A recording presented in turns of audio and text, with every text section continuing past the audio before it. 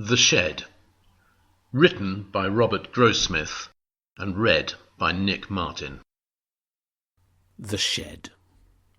My brother Brian was the first one in our family to learn to drive, though he didn't learn in a real car, of course, being only 10 years old at the time. Instead, he taught himself the basics in our back garden shed, which doubled in his imagination as a 53-seater grey-green coach. On Saturday mornings, he'd take the shed for a spin to the Suffolk coast.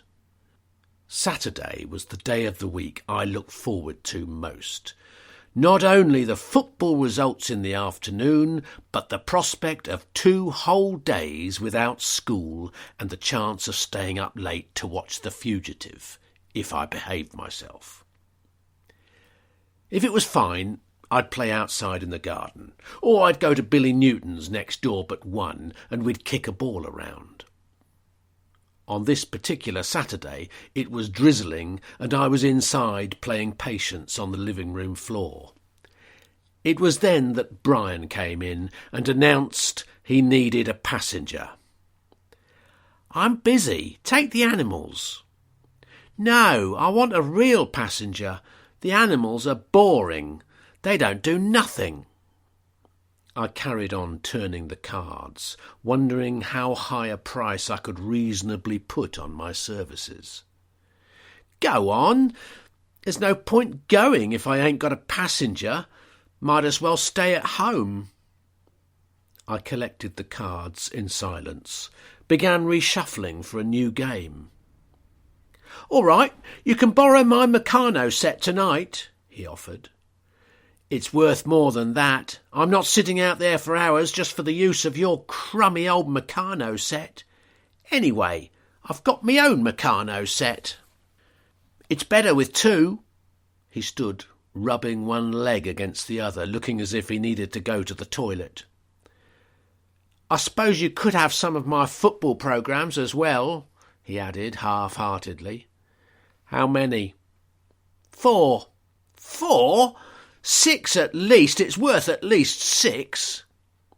"All right, 5, but not the cup final one, and not the West Ham ones." It seemed a fair deal. I could probably sell the programmes back to him at a later date for something better. I had my eyes on his poker dice, which he wouldn't let me use because he said I'd wear them out. The shed was really nothing more than a leaky wooden hut with a corrugated iron roof, erected by my dad to give himself somewhere to escape to when the pressures of family life proved too great. It housed his lawnmower and tools, a stepladder, tins of paint, buckets, odd pieces of wood, a broken chest of drawers he was always promising to mend, and a variety of other useless objects, including an old Singer sewing machine. Into this jungle of lumber, Brian had somehow managed to introduce 3 kitchen chairs arranged in a line. On the middle chair were the animals, Brian's ancient one-eyed teddy known as Nelson, a hippo called Humphrey, and a nameless lop-eared rabbit, all of whom, by some freak of nature peculiar to stuffed toys, managed to be roughly the same size. "You can sit at the front or the back. The front's best if you want to see where we're going. I can move the animals if you want to sit at the front." "I'll sit at the back," I said. Brian pretended to collect the non-existent tickets, then seated himself in the remaining chair, facing the window at the far end of the shed. Beneath this window he'd attached his plastic steering wheel with horn, a birthday present from a couple of years back that first introduced him to the pleasures of virtual motoring. One of my mum's small hand mirrors was propped up in the cross of the window frame.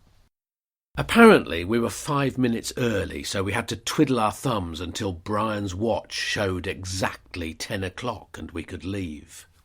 I urged him to go early. It made no difference. I said there were no more passengers coming, but he said it was out of the question. He was no longer in our back garden shed, but in a plush 53-seater grey-green coach, full of paying passengers and with a timetable to keep. The route was always the same, from the Merry Fiddlers at Becontree Heath to the coach depot at Lowestoft. It was the trip we made every summer when my dad's factory closed down for 2 weeks, and we went to stay with my nan at her cottage near Beccles. On those trips, Brian would be unreachable, studying each passing signpost with a smile of recognition or a frown of dismay, checking the names on the signs against those on his map, noting down all the pick-up points and drop-off points and the exact time we reached them.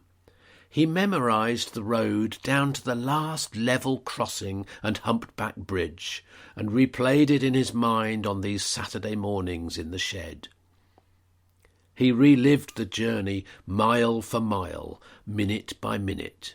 Looking through the dusty window in front of him, he saw not the cracked stone path running like a river through the weeds on either side of it to the heavy wooden gate at the end of the garden, but the broken white line of the A12 and the endless checkerboard of the East Anglian flatbeds sliding past at 40 miles per hour. "Are we stopping soon? I need to go to the toilet." "We'll be stopping for 20 minutes in Chelmsford, sir. In approximately," looking at his watch, "half an hour." "Can't we stop now, Brian? I really need to go to the toilet." "I'm sorry, sir. You should have thought of that before you boarded."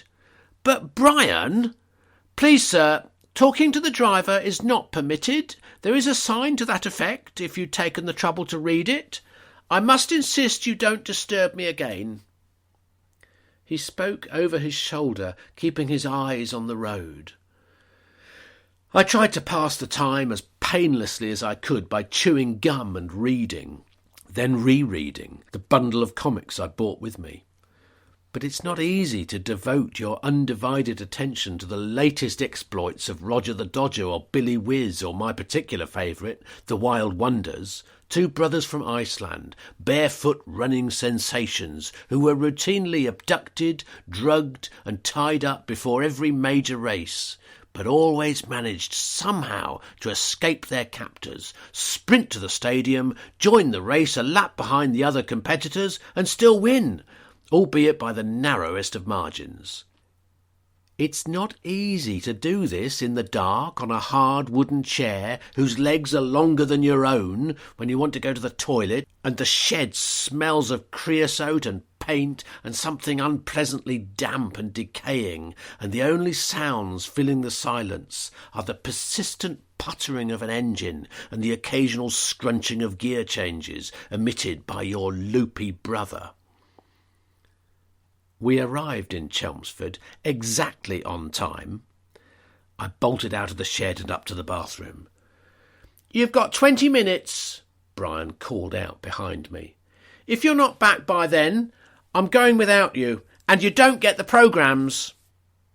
The prospect of losing the programmes and wasting the effort I'd already invested in acquiring them was the only thing that persuaded me to continue the journey, though by this time I was beginning to wonder whether I hadn't seriously undersold myself. I asked my mum if she thought it was worth it for 5 programmes and the use of Brian's Meccano set for one night, and she said, well, yes, that seemed fair enough. Probably she was pleased to get us out of her hair. My mum was a small, busy woman who filled the time left over between cleaning and cooking by knitting. Brian was in the garden checking the shed's tyres when I went back outside. My mum had made us both a packed lunch before we'd set off this morning, and Brian was eating his now. He had a thermos cup full of orange juice in his hand, which he was pretending was tea, blowing on it and sipping it as if it was hot. He asked me if I was enjoying the trip, said we were lucky there wasn't much traffic today. We were making good time. "I think this is a daft game," I said. "I mean, it might be all right for you, but it's not much fun for me, sitting back there with nothing to do except listen to you make silly engine noises that don't even sound like a proper engine. How would you like it if it was the other way round? If I was driving and you were the passenger. But that's silly, Roy. You can't drive. The next stop after Chelmsford was Ipswich, another 40 miles. I killed half an hour by firing pellets from a rubber band at a spider's web high up in a corner of the shed, trying to dislodge the spider. But then I got pins and needles in my legs, and I was worried I might be paralysed completely if I didn't stand up and move about. I thought I might be able to slip away unnoticed, then slip back just before we were due to arrive in Ipswich. So when we were going up a hill and Brian's attention was fully occupied with a complicated double declutching manoeuvre, I slid off my chair and edged towards the door. He spotted me immediately in his rear-view mirror and ordered me back to my seat. Didn't I know it was dangerous to try and get off while the coach was moving? Or hadn't I read that sign either? Around midday, the back gate opened and my dad appeared, returning from work, trundling his old rally bike with no mudguards wearily up the path. Brian swung the steering wheel violently to the left, squealing brake sounds through his teeth. He beeped the horn several times in quick succession. My dad looked over to the shed window, smiled and waved. "Bloody imbecile!" Brian shouted. Then to me, "Some idiot pushing his bike down the wrong side of the dual carriageway." The longer the journey went on, the more ridiculous Brian's game seemed, and the more irritated I became. Though he was 18 months my senior, I often felt as if I were the older brother. It astonished me that he could spend his precious Saturdays in such a mindless, pointless way, when he could have been going to Saturday morning pictures, or playing football, or doing 100 other more interesting things. Finally, we arrived in Ipswich. Brian parked the shed in the imaginary depot and said he was going to the canteen for a shit. I took my packed lunch with me to the garden, where it had stopped raining and I could have been playing. I took one of the sandwiches out of the brown paper bag and opened it up to make sure there was no tomato inside. Then I had an idea. I slipped back inside the shed and smeared the margarine from one of the slices of bread on the rubber suction cup holding the steering wheel in place. I smeared some more marge on the wooden boards of the shed wall, then pressed the wheel back in place and went outside again. Brian returned from the toilet, looking as if he'd failed to avert an accident, pinching the seat of his jeans away from him as he walked. He stood by the shed and took a few puffs from a sweet cigarette, then tossed it in his mouth and went inside. Almost as soon as he rested his hands on the steering wheel, it started to slide down the shed wall, slowly, inch by inch, leaving an oily trail behind it like a snail or slug. He adjusted it a few times, pushed it up, pressed the suction cup harder against the wall, but after a few seconds it would start sliding inexorably down again. "Gonna have to stop. Something wrong with the steering wheel."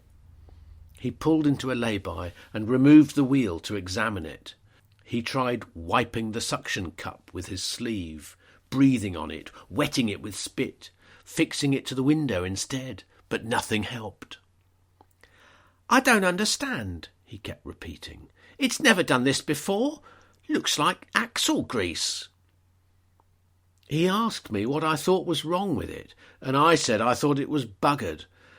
"No point in going on now, is there? Could be dangerous. Don't want to cause an accident."